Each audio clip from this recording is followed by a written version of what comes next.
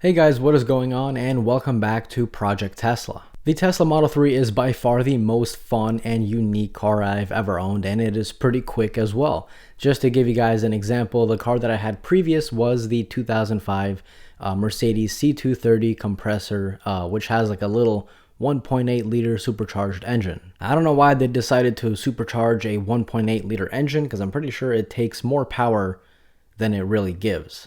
Anyway, long story short, that little Mercedes does a 0 to 60 in a whopping 7 seconds.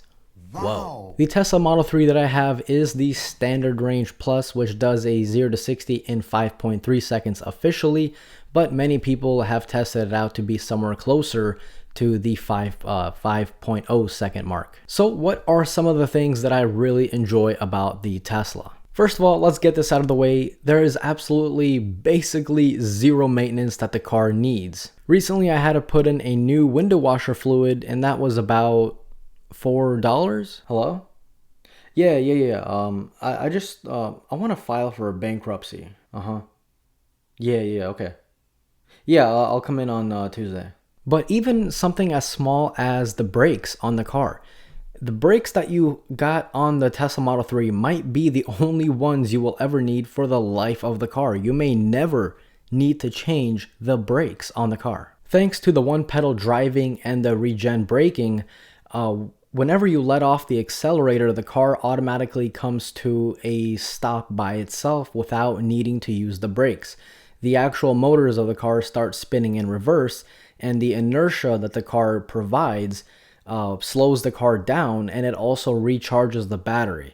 Now, it doesn't recharge the battery like a lot. You might get like an extra 2 or 3 miles during the entire day, but hey, that's better than nothing. But you never really ever need to press the brakes on the car. Literally, even going from drive to reverse, as long as you're going under 5 miles per hour, you can automatically switch to drive or reverse without needing to press the brakes, wait for the car to come to a complete stop, then change the gear, just like you would in many other gas-powered cars. In fact, the only time that you really need to hit the brakes is to start the car. But obviously, if you're going fast or you enter a dangerous situation in which you really need to stop the car as soon as possible, yeah, obviously, you're going to need to use the brakes. The next thing I love about the car is the amazing Infotainment Center. This screen will make you question how it's illegal to use your phone in the car, but you are sure as heck allowed to have a laptop-sized screen in the car facing you. All jokes aside, the display tells you everything you need to know about the car, from the battery percentage to the location you're at and to the supercharger locations. It also does a great job at trip planning, so if you want to take a trip from Florida to California, it will automatically route you to a path that is along superchargers, so you know exactly when you need to stop and how long you need to charge for. It is a very, very intuitive display, intuitive infotainment center, whatever you want to call it. It is super, super easy to get used to. Anybody can do it. Another thing the Infotainment Center does great is the small things like scrolling through your music, finding out different artists and newly released albums, even switching the freaking air vents. Yeah, the car has no air vents at all, or at least physical ones that you have to manually adjust.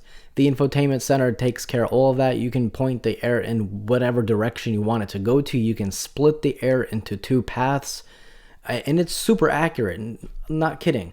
Whatever it shows on the display of where the air is going, that is where the air is going. It's not a guess. It's not a rough estimate. That is literally where it's going. If you put it to the center of the steering wheel, you can put your hand up and feel the air exactly where it should be according to the display. It's nuts. It's like the most, it's just so different. Anyone that's seen the car and I've showed them that particular thing, they are just completely shocked. Next up on the list is Autopilot. Now, I don't have the full self-driving, which is like the more advanced Autopilot, because I don't know. I don't really feel like paying $7,000 for something that I can't use like today. It's more of you pay $7,000 for a promise, and I'm not saying it's never going to come. It's definitely coming, but $7,000 is a lot of money to spend and not use currently. The only thing that the full self-driving currently does is you can take on you can go on ramps.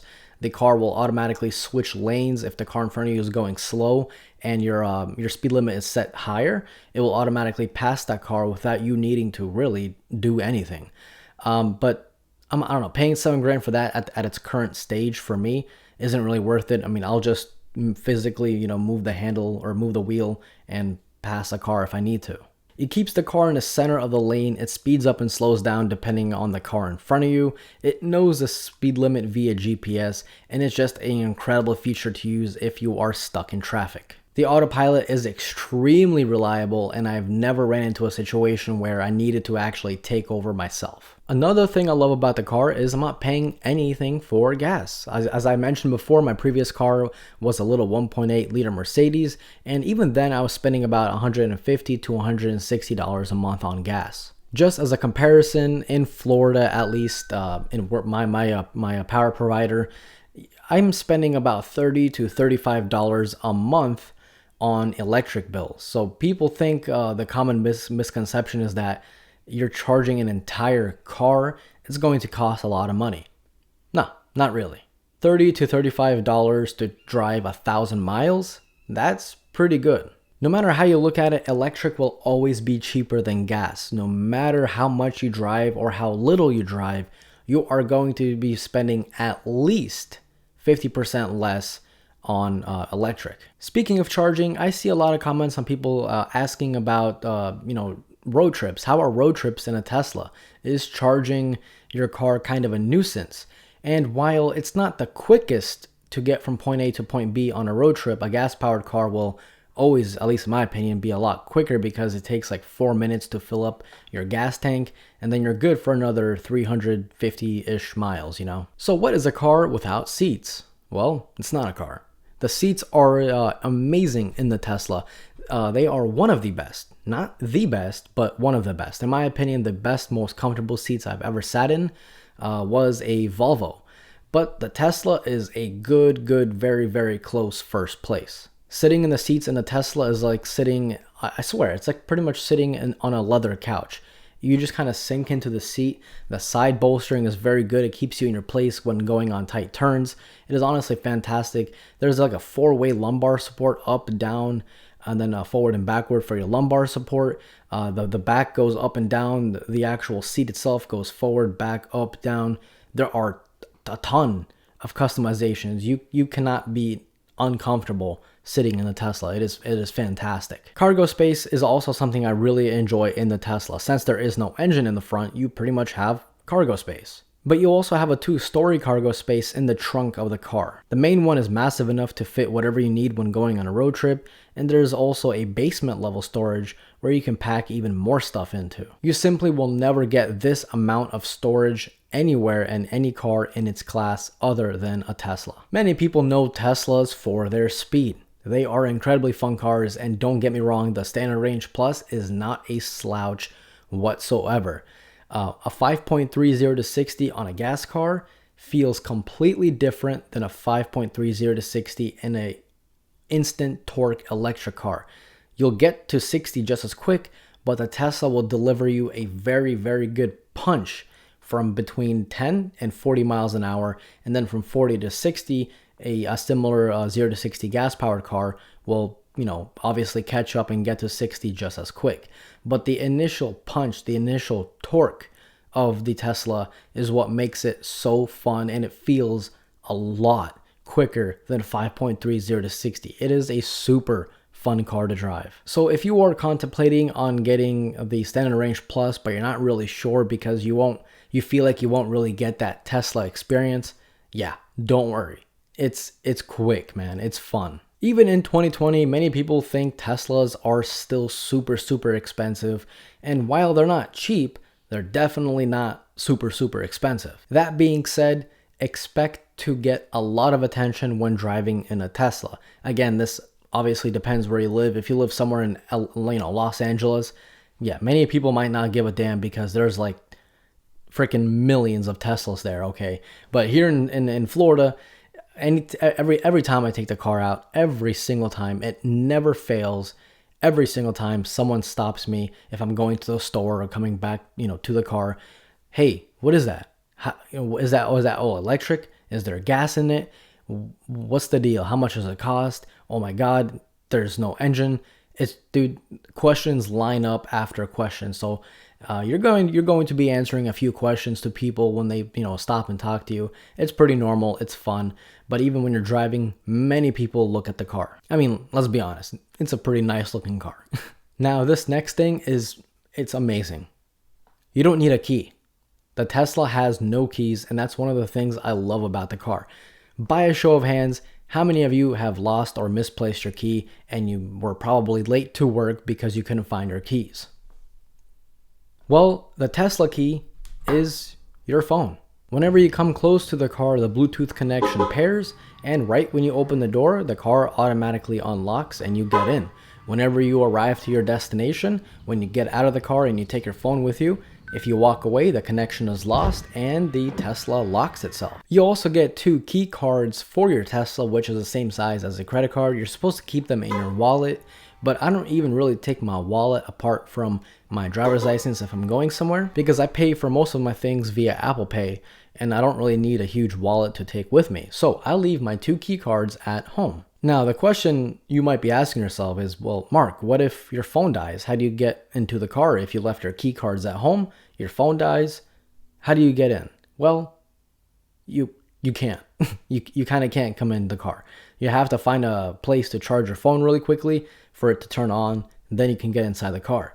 But you can get what I got, and that's a key, or a ring. This ring right here opens and, well, locks and unlocks the car. This little ring has the same RFID technology as the Tesla card has. So literally I just walk up to the car, put the key to the B pillar, or put the ring to the B pillar, I should say, and the car automatically unlocks and locks. So that way I don't have to, keep a card on me, or even if my phone dies, I can still unlock the car safely from this. And then if my phone is dead, I can put the phone on the charger inside the car. Boom, all good to go. But it's just very nice being minimalistic. You don't have to carry around a key. You don't have to carry around a card. All you really need to carry around is your phone and your driver's license, obviously. So the last thing I want to talk about is the amazing panoramic roof. The panoramic roof on the Model 3 is just breathtaking. Unfortunately, you as the driver, you won't really get to experience it because as you're sitting in the driver's seat, the A-pillar that goes across kind of already disrupts your field of vision from the roof of the car. So you will never see the panoramic roof. But anyone who gets inside the car, the first thing they say is, well, how there's a big screen up front. But then when they look up, everyone is mind blown because it is just, it's nuts. It's crazy. And it doesn't really get hot inside of the car. Even if I leave my car out on a very hot sunny day, I can go inside the car, touch the glass, no problem. It doesn't burn my hand. It doesn't do anything.